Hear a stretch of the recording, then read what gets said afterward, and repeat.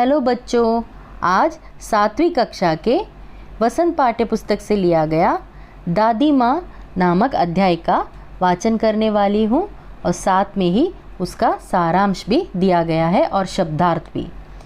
Okay, let's start. दादी माँ कमज़ोरी ही है अपनी, पर सच तो यह है कि ज़रा सी कठिनाई पड़ते बीसोम गर्मी, बरसात और वसंत देखने के बाद भी मेरा मन सदा नहीं तो प्रायः अनमना सा हो जाता है। मेरे शुभचिंतक मित्र मुँह पर मुझे प्रसन्न करने के लिए आने वाली छुट्टियों की सूचना देते हैं और पीठ पीछे मुझे कमज़ोर और ज़रा सी प्रतिकूलता से घबराने वाला कहकर मेरा मजाक उड़ाते हैं। मैं सोचता हूँ, अच्छा अब कभी उन बातों को न सोचूंगा। ठीक है, जाने दो, सोचने से होता ही क्या है। पर बरबस मेरी आंखों के सामने शरद की शीत किरणों के समान स्वच्छ शीतल किसी की धुंधली छाया नाच उठती है। मुझे लगता है जैसे क्वार के दिन आ गए हैं। मेरे गांव के चारों ओर पानी ही पानी हिलोरे ले रहा है। दूर के सिवान से बहकर आए हुए मोथा और साई की अधगली घासें, घेवर और बनप्यास की जड़ें तथा नाना प्रकार की बरसाती घासों के बीज सूरज की गर्मी में खौलते हुए पानी में सड़कर एक विचित्र गंध छोड़ रहे हैं। रास्तों में कीचड़ सूख गया है और गांव के लड़के किनारों पर झाग भरे जलाशयों में धमाके से कूद रहे हैं। अपने अपने मौसम की अपनी अपनी बातें होती हैं। आषाढ़ में आम और जामुन न मिले, चिंता नहीं। अगहन में चिवड़ा और गुड़ न मिले, दुख नहीं। चैत के दिनों में लाई के साथ गुड़ की पट्टी न मिले, अफसोस नहीं। पर क्वार के दिनों में इस गंधपूर्ण झाग भरे जल में कूदना न हो तो बड़ा बुरा मालूम होता है। मैं भीतर हुड़क रहा था। 2-1 दिन ही तो कूद सका था। नहा धोकर बीमार हो गया। हल्की बीमारी न जाने क्यों मुझे अच्छी लगती है। थोड़ा थोड़ा ज्वर हो, सर में साधारण दर्द और खाने के लिए दिन भर नींबू और साबू। लेकिन इस बार ऐसी चीज़ नहीं थी। ज्वर जो चढ़ा तो चढ़ता ही गया, रज़ाई पर रज़ाई, और उतरा रात 12 बजे के बाद। दिन में मैं चादर लपेटे सोया था। दादी माँ आई, शायद नहा कर आई थी। उसी झाग वाले जल में पतले दुबले स्नेह सने शरीर पर सफ़ेद किनारीहीन धोती, सन से सफ़ेद बालों के सिरों पर सध्य टपके हुए जल की शीतलता। आते ही उन्होंने सर पेट छुए, आंचल की गांठ खोल किसी अदृश्य शक्तिधारी के चबूतरे की मिट्टी मुंह में डाली, माथे पर लगाई। दिन रात चारपाई के पास बैठी रहती, कभी पंखा झलती, कभी जलते हुए हाथ पैर कपड़े से सहलाती, सर पर दालचीनी का लेप करती और 20 बार छू छू कर ज्वर का अनुमान करती। हांडी में पानी आया कि नहीं, उसे पीपल की छाल से छौंका कि नहीं, खिचड़ी में मूंग की दाल एकदम मिल तो गई है, कोई बीमार के घर में सीधे बाहर से आकर तो नहीं चला गया, आदि लाखों प्रश्न पूछ पूछ कर घर वालों को परेशान कर देती। दादी माँ को गंवई गांव की 50 किस्म की दवाओं के नाम याद थे। गांव में कोई बीमार होता, उसके पास पहुंचती और वहाँ भी वही काम, हाथ छूना, माथा छूना, पेट छूना, फिर भूत से लेकर मलेरिया, सरसाम, निमोनिया तक का अनुमान विश्वास के साथ सुनाती। महामारी और विषुचिका के दिनों में रोज सवेरे उठकर स्नान के बाद लवंग और गुड़ मिश्रित जलधार, गुगल और धूप। सफाई कोई उनसे सीख ले। दवा में देर होती, मिश्र या शहद खत्म हो जाता, चादर या गिलाफ नहीं बदले जाते तो वे जैसे पागल हो जाती। बुखार तो मुझे अब भी आता है। नौकर पानी दे जाता है। मेस महाराज अपने मन से पकाकर खिचड़ी या साबू। डॉक्टर साहब आकर नाड़ी देख जाते हैं और कुनैन मिक्सचर की शीशी की तिताई के डर से बुखार भाग भी जाता है, पर न जाने क्यों ऐसे बुखार को बुलाने का जी नहीं होता। किशन भैया की शादी ठीक हुई। दादी माँ के उत्साह और आनंद का क्या कहना, दिन भर गायब रहती। सारा घर जैसे उन्होंने सर पर उठा लिया हो।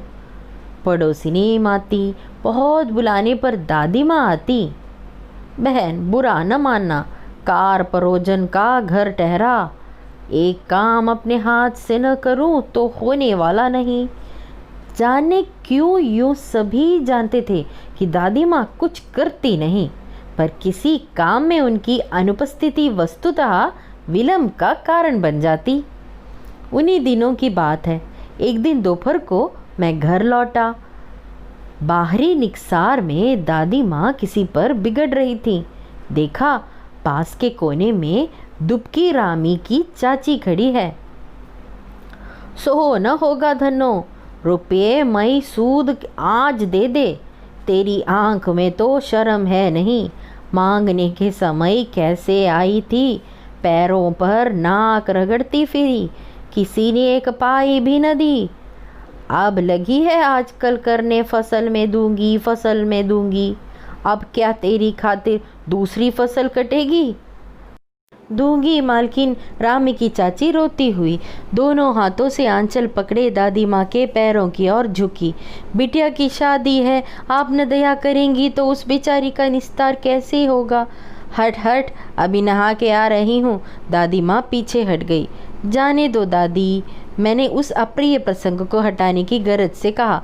बेचारी गरीब है, दे देगी कभी। चल चल, चला है समझाने। मैं चुपके से आंगन की ओर चला गया। कई दिन बीत गए, मैं इस प्रसंग को एकदम भूल सा गया। एक दिन रास्ते में रामी की चाची मिली। वह दादी को पूतों फलों दूधों नहाओं का आशीर्वाद दे रही थी। मैंने पूछा, क्या बात है धनो चाची? तो उसने विहल होकर कहा, उरीन हो गई बेटा, भगवान भला करे हमारी मालकिन का। कल ही आई थी, पीछे का सभी रुपया छोड़ दिया और ऊपर से 10 रुपए का नोट देकर बोली, देखना धनो, जैसे तेरी बेटी वैसी मेरी, 10-5 के लिए हंसाई न हो। देवता है बेटा, देवता।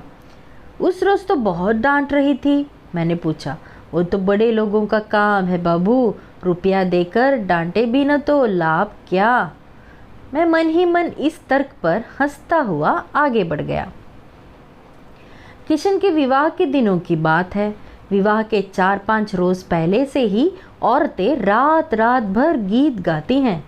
विवाह की रात को अभिनय भी होता है। यह प्रायः एक ही कथा का हुआ करता है। उसमें विवाह से लेकर पुत्रोत्पत्ति तक के सभी दृश्य दिखाए जाते हैं। सभी पाठ औरतें ही करती हैं। मैं बीमार होने के कारण बारात में न जा सका। मेरा ममेरा भाई राघव दालान में सो रहा था। वह भी बारात जाने के बाद पहुंचा था और औरतों ने उस पर आपत्ति की। दादी माँ बिगड़ी, लड़के से क्या पर्दा, लड़के और ब्रह्मा का मन एक सा होता है। मुझे भी पास ही एक चारपाई पर चादर उठाकर दादी माँ ने चुपके से सुला दिया था। बड़ी हंसी आ रही थी। सोचा कहीं जोर से हंस दूं, भेद खुल जाए तो निकाल बाहर किया जाऊंगा, पर भाभी की बात पर हंसी रुक न सकी और भंडाफोड़ हो गया। देबू की माँ ने चादर खींच ली। कहो दादी, यह कौन बच्चा सोया है? बेचारा रोता है, शायद दूध तो पिला दूं। हाथापाई शुरू हुई। दादी माँ बिगड़ी, लड़के से क्यों लगती है? सुबह रास्ते में देबू की माँ मिली। कल वाला बच्चा भाभी। मैं वहाँ से जोर से भागा, दादी माँ के पास जा खड़ा हुआ। वस्तुतः किसी प्रकार का अपराध हो जाने पर जब हम दादी माँ की छाया में खड़े हो जाते, अभयदान मिल जाता। स्नेह और ममता की मूर्ति दादी माँ की एक एक बात आज कैसी कैसी मालूम होती है। परिस्थितियों का वात्याचक्र जीवन को सूखे पत्ते सा कैसा नचाता है, इसे दादी माँ खूब जानती थीं। दादा की मृत्यु के बाद से ही वे बहुत उदास रहती। संसार उन्हें धोखे की टट्टी मालूम होता। दादा ने उन्हें स्वयं जो धोखा दिया, वे सदा उन्हें आगे भेजकर अपने पीछे जाने की झूठी बात कहा करते थे। दादा की मृत्यु के बाद कुकुरमुत्ते की तरह बढ़ने वाले, मुंह में राम बगल में छुरी वाले दोस्तों की शुभचिंता ने स्थिति और भी डवाडोल कर दी। दादा के श्राद्ध में दादी माँ के मना करने पर भी पिताजी ने जो अतुल संपत्ति व्यय की, वह घर की तो थी नहीं। दादी माँ अक्सर उदास रहा करती। माघ के दिन थे, कड़ाके का जाड़ा पड़ रहा था। पछुआ का सन्नाटा और पाले की शीत हड्डियों में घुसी पड़ती।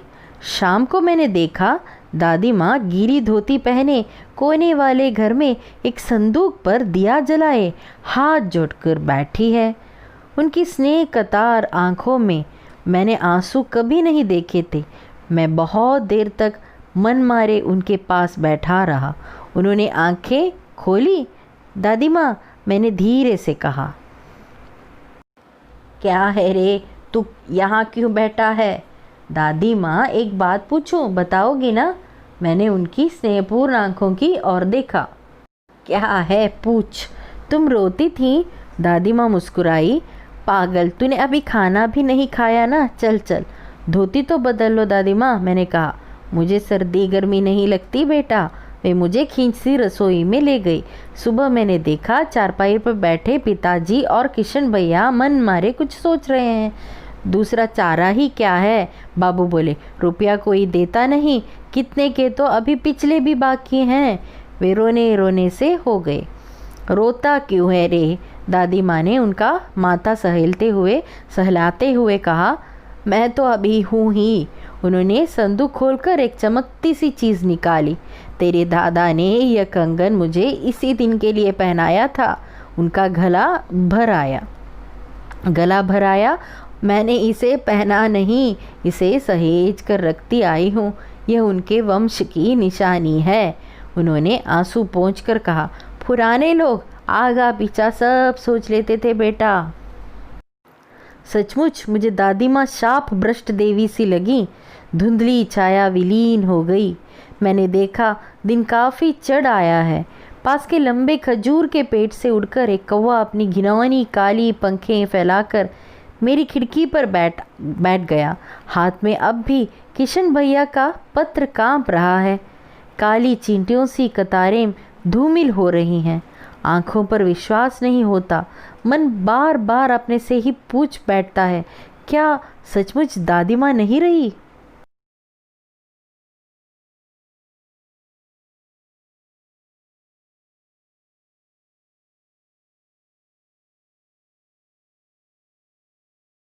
यह कहानी शिवप्रसाद सिंह जी से लिखी गई हैं, जिनमें लेखक ने अपनी दादी माँ का वर्णन किया है और बड़ों के महत्व को भी दिखाया है।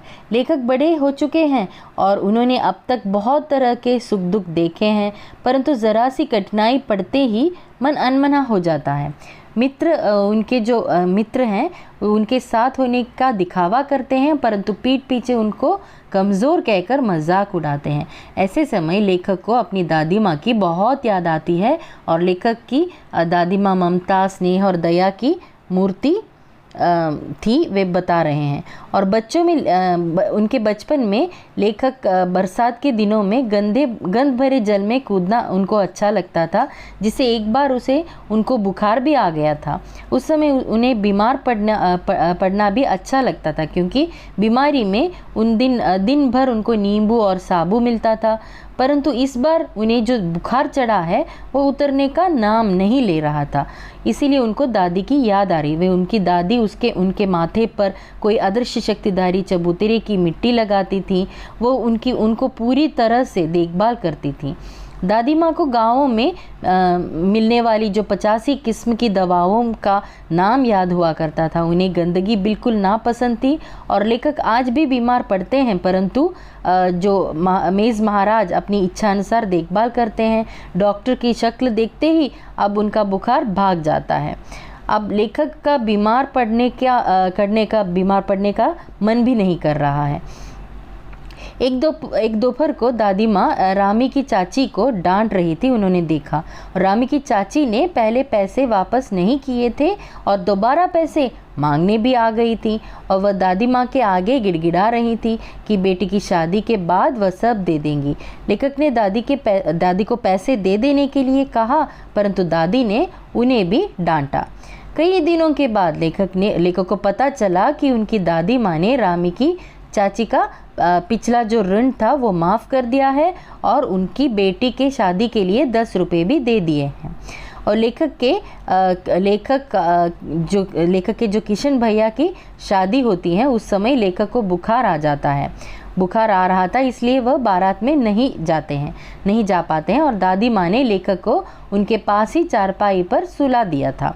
घर में औरतें विवाह की रात को अभिनय करती हैं और उनके मामा का एक लड़का देर से पहुंचने के कारण वो भी बारात में नहीं जा पाता था, जाने से रह गया। सो औरतों ने एतराज़ किया कि इस समय यहाँ लड़के का काम नहीं है। तो दादी माँ ने कहा कि छोटे लड़के और ब्रह्मा में कोई अंतर नहीं होना चाहिए। उस वक्त भी दादी माँ उन्हें बचा लेती हैं। और दादी माँ ने अपने जीवन में बहुत सुख दुख देखे थे और दादी की अचानक मृत्यु से वे उदास रहने लगी थी और दादा के मृत्यु से वे उदास रहने लगी थी और उनकी मृत्यु पर पिताजी और दादी माँ उनको उनका शुभचिंतक बताने वालों की कमी नहीं थी, उनके दोस्त। और इन्हीं शुभचिंतकों के कारण घर की स्थिति बिगड़ी हुई थी और दादी माँ के मना करने पर भी दादाजी के श्राद्ध पर पिताजी ने बहुत खर्चा किया और घर का उधार बहुत बढ़ गया।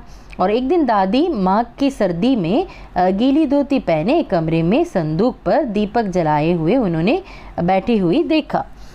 तो लेखक उनके पास जाकर बैठ जाते हैं और दादी माँ से उनके रोने का कारण पूछते हैं। तो दादी माँ उन्हें टाल देती हैं। और अगली सुबह लेखक ने देखा कि उनके पिताजी और किशन भैया दुखी मन से कुछ सोच विचार कर रहे हैं। उन्हें कहीं से भी उधार नहीं मिल रहा था। उस समय दादी माँ ने पिताजी को दिलासा दिया कि उनके रहते कोई चिंता की ज़रूरत नहीं है। उन्होंने पिताजी को अपने सोने के कंगन दिए। अभी लेखक के हाथ में किशन भैया का पत्र मिला हुआ है जिसमें लिखा हुआ है कि दादी माँ नहीं रही। सो लेखक को इस समाचार पर विश्वास नहीं हो रहा था कि दादी माँ अब नहीं रही।